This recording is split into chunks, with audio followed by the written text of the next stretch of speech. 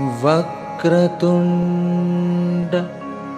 महाकाय सूर्यकोटि समप्रभा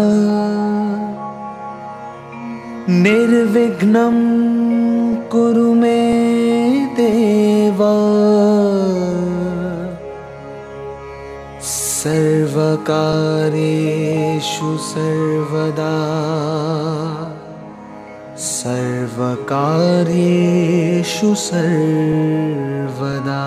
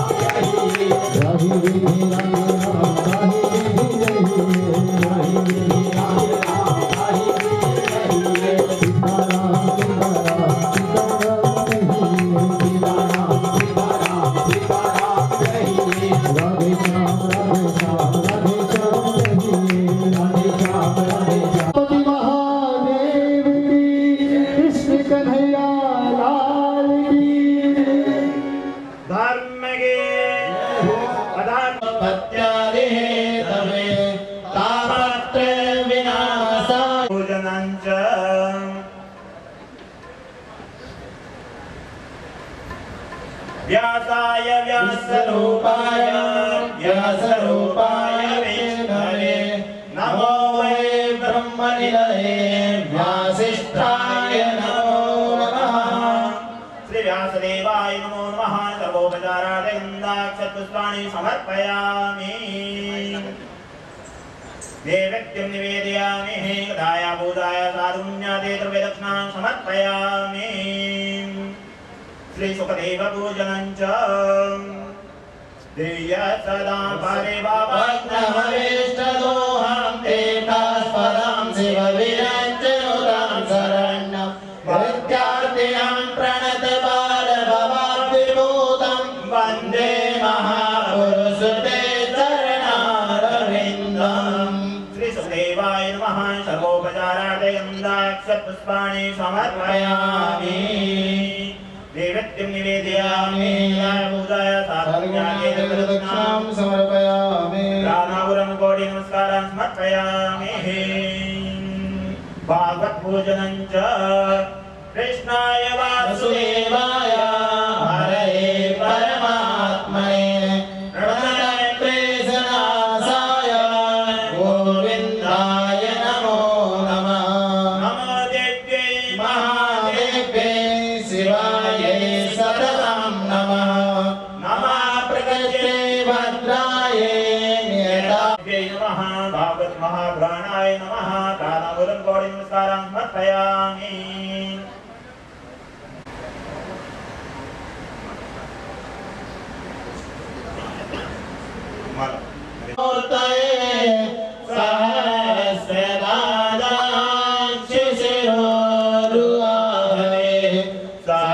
सहस्रनाम्ने पुरुषाय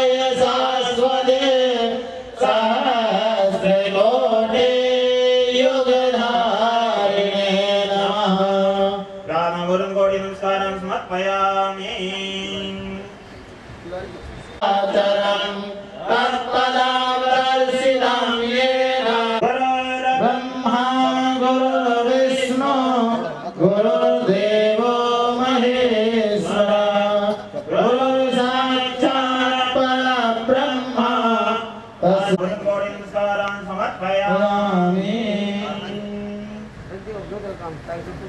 कर्पूरारातिक्यं च भगवान् विष्णु मङ्गलं गरुडाध्वज मङ्गलं पुण्डरीकाक्ष मङ्गलाय तनोहरे सर्वमङ्गलमाङ्गल्ये शिवे सर्वार्थसाधिके शरण्ये त्र्यम्बके गौरी नारायणे नमोऽस्तुते। गौरां करुणावती सहितां नमामि। दरेण शीलेन नमस्ते देवाभिवन्दनं स्वात्मानभिवन्दनं यतो यदा समीयसे ततो नो अभयन्तु सन्नः पूर्वराजाभ्यो भयन्नः पशुभ्यः देवाभिवन्दनम् आरतीवा करङ्गमलिहोमन्द्रपुष्पाञ्जलिं समर्पयामि। यानि कानि च पापानि कर्मान्तर्गतानि च तानि सर्वाणि नश्यन्तु प्रदक्षिणाय पदे पदे। रामपुर अनत्कोटि नमस्कारान् समर्पयामि। हमारे श्री वेद माता गायत्री मंदिर के ट्रस्टी श्री नरोत्तम जी शर्मा, भवनलाल जी शर्मा आगे आकर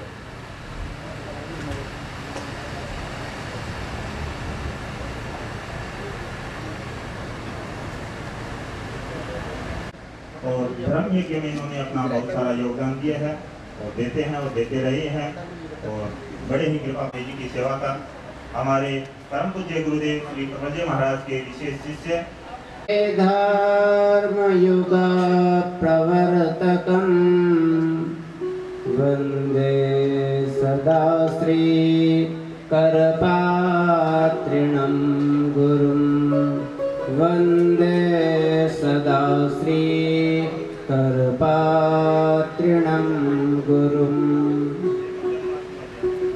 आइए सर्वप्रथम मन और वाणी को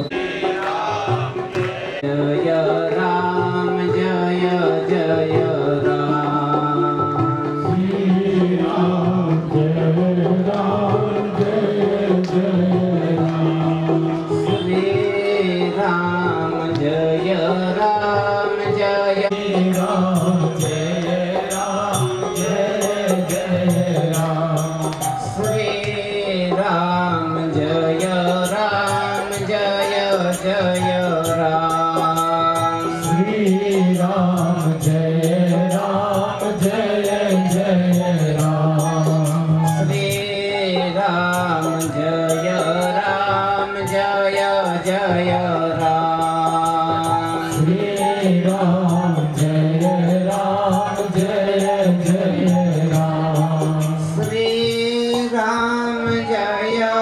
राम जय जय राम श्री राम जय राम जय जय राम श्री राम जय राम जय जय राम श्री राम जय।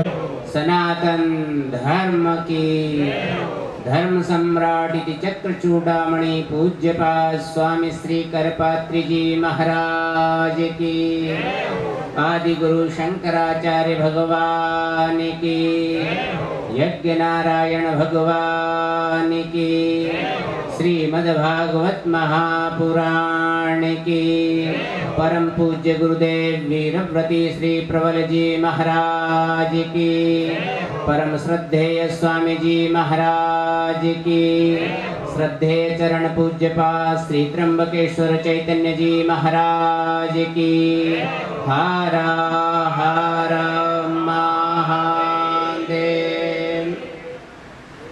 मंचासीन विद्वत वरेण्य अनंत श्री विभूषित श्रद्धेय चरण पूज्य ब्रह्मचारी जी महाराज दक्षिण भाग में स्थित श्रद्धेय चरण स्वामी जी महाराज, सभागार में समुपस्थित मेरे ही आत्मीय सभी विद्युत वृंद, धर्मानुरागी सज्जनों एवं भक्तिमयी माताओं, परात्पर पूर्णतम पुरुषोत्तम परम प्रभु अनाथ नाथ दीनानाथ अकारण करुणा वरुणालय सर्वेश्वर सर्वशक्तिमान सच्चिदानंद घन स्वरूप परमपिता परमेश्वर की जब अहितु की कृपा जीव पर बरसती है और जीव के जन्म जन्मांतर कल्प कल्पांतर युग युगांतर के पावन पुण्य पुंज उदित होकर फलीभूत होते हैं, तब भारतवर्ष जैसे दुर्लभतम स्थली पर हमको यह दिव्य अवसर प्राप्त होता है। सज्जनों, उस परम प्रभु ने अपनी असीम अहितु की कृपा बरसाने में कोई कमी नहीं रखी। कहोगे महाराज क्यों कमी नहीं रखी?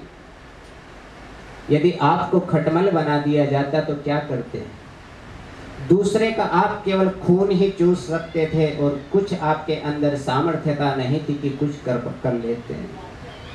उस परम प्रभु ने इतना अनुग्रह किया, अनुग्रह का भाजन अपने अप्रतिम कृति मनुष्य को बनाया और मनुष्य को अप्रतिम कृति मान करके कहा कि भाई 84 लाख योनियां हैं, 84 लाख योनियों में एक सर्वश्रेष्ठ योनि मानव तनु को बनाने का उद्देश्य यह है, जब व्यक्ति जन्म जन्मांतर में अर्थात 83,999,999 में भटकता हुआ प्रार्थना करता रहता है कि परम प्रभु इस वर्ष इस बार तो हम गलती से हमारा उद्भव हमारा हो गया है, जन्म हमको यह प्राप्त हो गया है, लेकिन अपनी कृपा ऐसी वर्षा दो कि पुनः इस संसार में हमको इस माया जाल के चक्कर में पुनः आना ही न पड़े।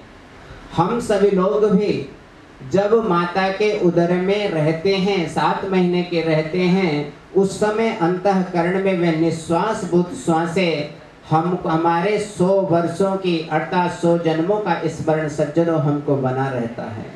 लेकिन ये कलयुग की ऐसी विषम वायु चल रही है, ऐसी विषम वायु चल रही है और विषम वायु के साथ साथ आज का अन्न, आज का हमारा आहार, आज का हमारा विहार इतना गड़बड़ हो चुका है कि पहले तो उसको कुछ समय भी लग जाता था कि आकर के कुछ दिन तक सात्विकता बनी रहे, लेकिन आज तो आने से पूर्व ही राजसिक अंश उसके अंतःकरण में सज्जनों प्रविष्ट हो जाता है।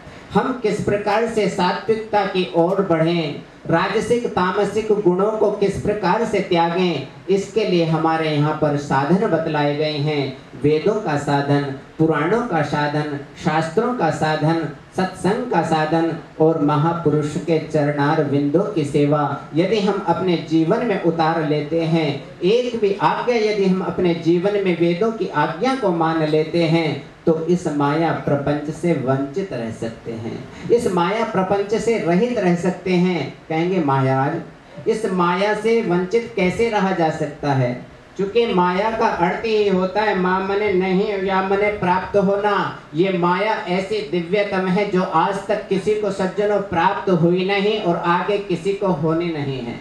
जिसके पास हो सकता है, जिसको आप लोग माया मान रहे हो, वह माया तो हो सकता है कि कल्पित 1 वर्ष 2 वर्ष 10 वर्ष 20 वर्ष तक आपके साथ रह सके, लेकिन माया तो जैसे सर्प के ऊपर पड़ी हुई चंगुल होती है, केचुली होती है, ठीक उसी प्रकार से सज्जनों ये माया माने इस मनुष्यों के ऊपर पड़ी हुई कांच है। जैसे सर्प उस कंचुल को छोड़ करके है, इससे यदि हमको बचना है तो उसके लिए हमको अपने परम प्रभु की स्मरण सदा सर्वदा करते रहना चाहिए, स्मरण करते रहना चाहिए। कल एक दिव्य प्रसंग सज्जनों चल रहा था गंगा मैया का। गंगा शब्द का अर्थ होता है गच्छन्ति पापानि अनया इति गंगा। महाराज श्री ने बहुत अच्छी उत्पत्ति की थी और सभी अर्थ महाराज श्री ने बतला दिया था। बहुत अधिक यहाँ पर वक्तव्य नहीं है, लेकिन पुनरपि एक दृष्टांत के माध्यम से गंगा महारानी की महत्ता किस प्रकार से सज्जनों प्रतिपादित होती है। 2 व्यक्ति हैं, एक आस्तिक और एक नास्तिक है। आस्तिक उसको कहते हैं जिसकी मति परम प्रभु के श्री चरणों में हमेशा नित्य निरंतर रत रहती है, परम प्रभु के श्री चरणों में समर्पित रहती है, उसको कहते हैं आस्तिक। वेद हैं, पुराण हैं, शास्त्र हैं, मंदिर हैं, जो इस प्रकार का मानता है अपने जीवन में उतारता है, वह है आस्तिक। और जिसकी मति इनसे बच जाती है, हट जाती है, उसको कहते हैं सज्जनों नास्तिक। एक सेठ जी हैं, उनके एक ही पुत्र है। सभी माता पिता की आकांक्षा होती है कि मेरा पुत्र बहुत दिव्य बने। मैं भले ही राजसिक गुण से ओतप्रोत हूँ, मेरे अंदर भले ही गुस्सा आता हो, लेकिन मेरे पुत्र के अंदर गुस्सा न आए, ये सभी माता और पिता की प्रेरणा रहती है, इच्छा रहती है। लेकिन सज्जनों, दैव संयोग से माता पिता बड़े ही पुण्यात्मा हैं, हमेशा भगवान के श्री चरणों में उनकी रति बनी रहती है। लेकिन जिस प्रकार से आत्मदेव और धुंधुली जी महाराज, जैसे आत्मदेव के यहाँ पर धुंधुकारी बन जाते हैं, आ जाते हैं, ठीक उसी प्रकार से उन सेठ महाराज के यहाँ पर भी एक नास्तिक प्राय बच्चे का जन्म हो जाता है। उत्तरोत्तर वृद्धि होती है, बढ़ता चला जाता है, बढ़ता चला जाता है। जब इस संसार के सभी लोगों से व्यक्ति त्रस्त हो जाता है, परेशान हो जाता है, न किसी डॉक्टर से उसका उपशमन हो पाता है, न किसी इंजीनियर उसको सुधार सकता है, अंततोगत्वा व्यक्ति परेशान होकर के मालूम है कहाँ आता है, अंत में सबके बाद आता है कहाँ, बोले चलो मंदिर चलते हैं, किसी बाबा जी के पास चलते हैं। जब तक उस व्यक्ति की सामर्थ्यता बनी रहती है, तब तक संसार में सज्जनों भटकता रहता है। लेकिन जैसे ही गजेंद्र महाराज की आशा संपूर्ण संसार के वासियों से, अपने परिवार से हट गई, अंतिम में उसने परम प्रभु का स्मरण किया, और परम प्रभु के स्मरण कर लेने मात्र से परम प्रभु का उसका उद्धार करने के लिए पधारना पड़ा। ठीक उसी प्रकार से व्यक्ति की जब तक आकांक्षाएं इस संसार के लोगों में बनी रहती है, तब तक वह संसार को त्याग नहीं पाता। सज्जनों, ठीक उसी प्रकार से वह सेठ जी महाराज भी महात्माओं के सिर चरणों में जाने लग गए। पंडित जी महाराज मिल गए विनोद जी सरी के, बोले भैया चलो आपको कोई मार्ग बतलाते हैं, गंगा जी के घाट पर चलना पड़ेगा, वहां पर गंगा महारानी से प्रार्थना करेंगे, कल्याण हो सकता है। बोले बच्चे को लेकर के चलना पड़े। बोले महाराज हमसे कुछ भी करवा लो, लेकिन बच्चा तो नहीं जा सकता। बोले बच्चा नहीं जा सकता तो हम भी कुछ कर नहीं सकते हैं, बच्चे को तो साथ में लेकर के चलना पड़ेगा। समय बनाया, मुहूर्त निकाला, चल दिए। पंडित जी भी साथ में हैं, बेटा भी साथ में हैं, माता पिता भी साथ में हैं, सब जा रहे हैं।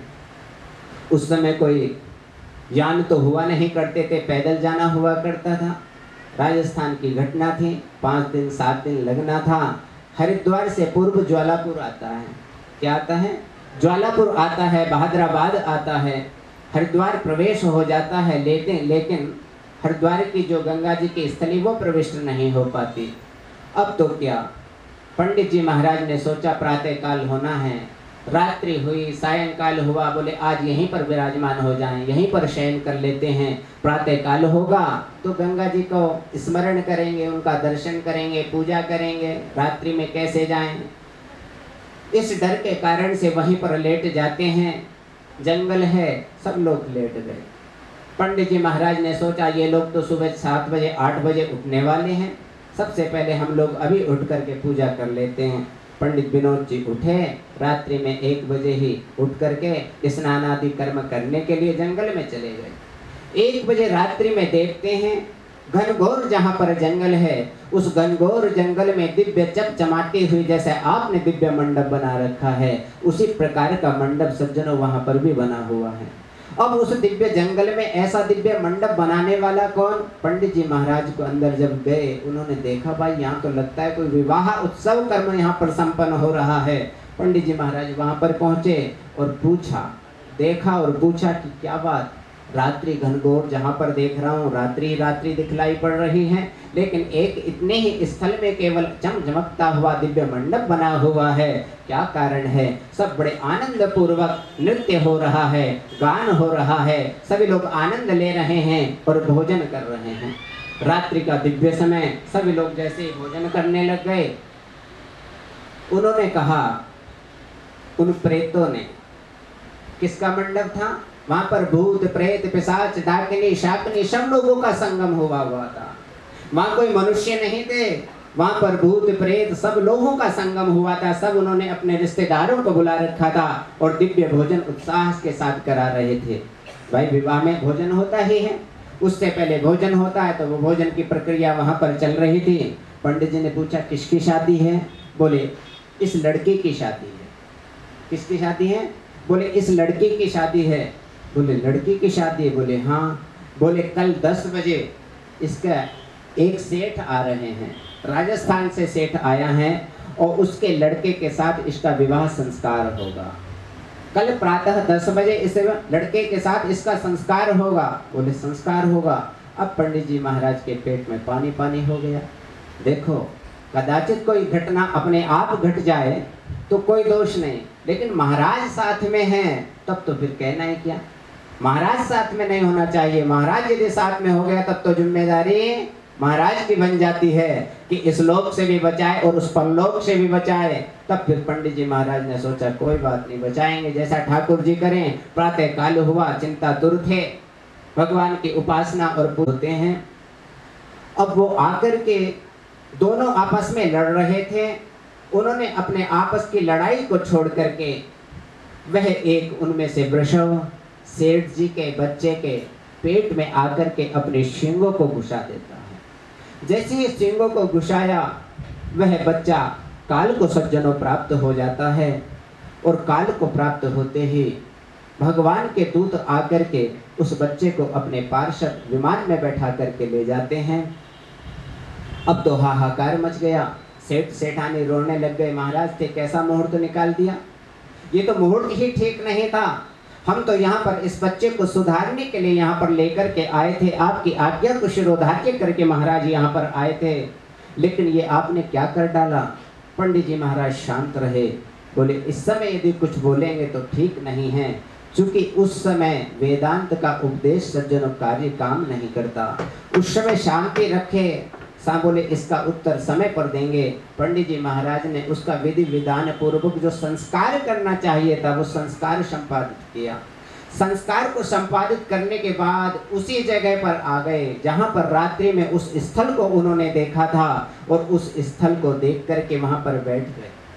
वहां पर देखते हैं पंडित जी महाराज की वहां पर अब देखो जहां पर शादी होती है, विवाह होता है, वहां पर एक मुद्रा, प्रसन्नता की मुद्रा, सभी के आभा और प्रभा पर, सभी के मुख पर प्रसन्नता रहती है।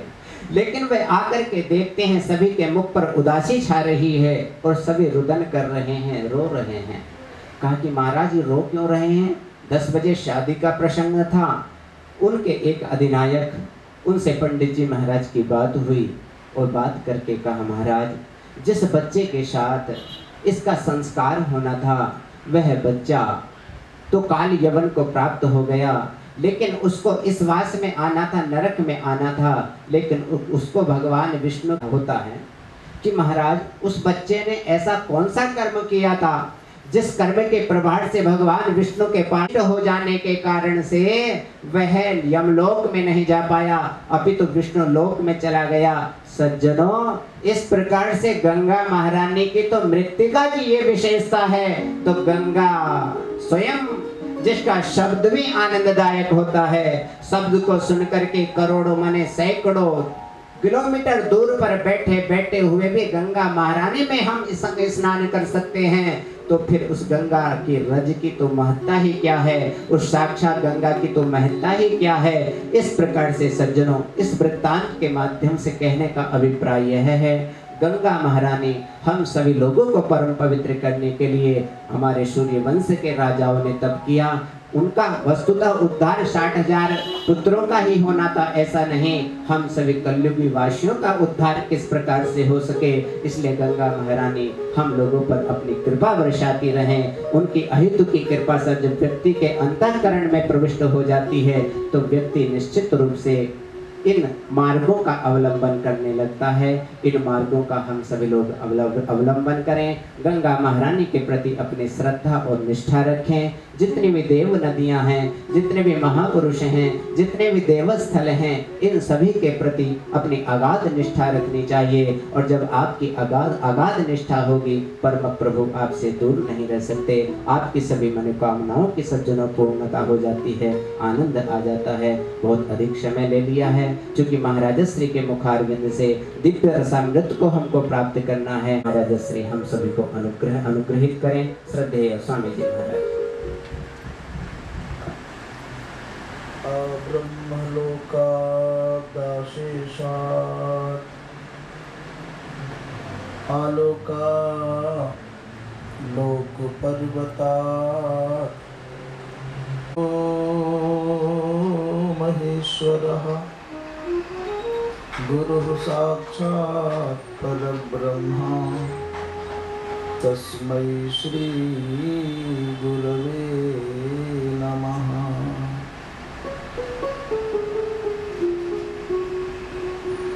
वसुदेवसुतं देवं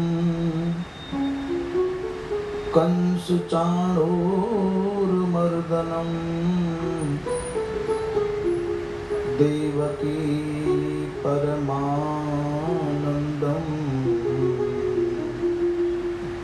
कृष्णं वन्दे जगद्गुरुम्। या विद्या शिवकेशवादिजननी या वै जगन्मोहिनी या पञ्चप्रणवद्भिरेफनलिनी या चित्कलामालिनी या ब्रह्मादिपिपीलिकान्ततनुषु प्रोता जगत्साक्षिणी सा पायात् परदेवता भगवती श्रीराजराजेश्वरी।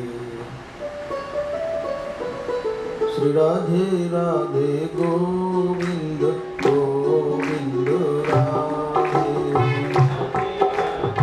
गोविंद गोविंद राधे। श्री राधे राधे गोविंद गोविंद राधे राधे राधे गोविंद गोविंद राधे गोविंद राधे गोपाल राधे गोविंद राधे गोपाल राधे गोविंद राधे गोपाल राधे गोविंद राधे गोपाल राधे। श्री राधे राधे गोविंद गोविंद राधे राधे राधे गोविंद राधे गोपाल राधे गोविंद राधे गोपाल राधे गोविंद राधे गोपाल राधे। श्री राधे राधे गोविंद गोविंद राधे राधे राधे गोविंद गोविंद राधे। श्री राधे राधे गोविंद गोविंद राधे राधे राधे गोविंद गोविंद राधे। श्री राधे राधे गोविंद गोविंद राधे राधे राधे गोविंद गोविंद राधे। श्री राधे राधे गोविंद गोविंद राधे राधे राधे गोविंद गोविंद राधे गोविंद राधे गोपाल राधे गोविंद राधे गोपाल राधे गोविंद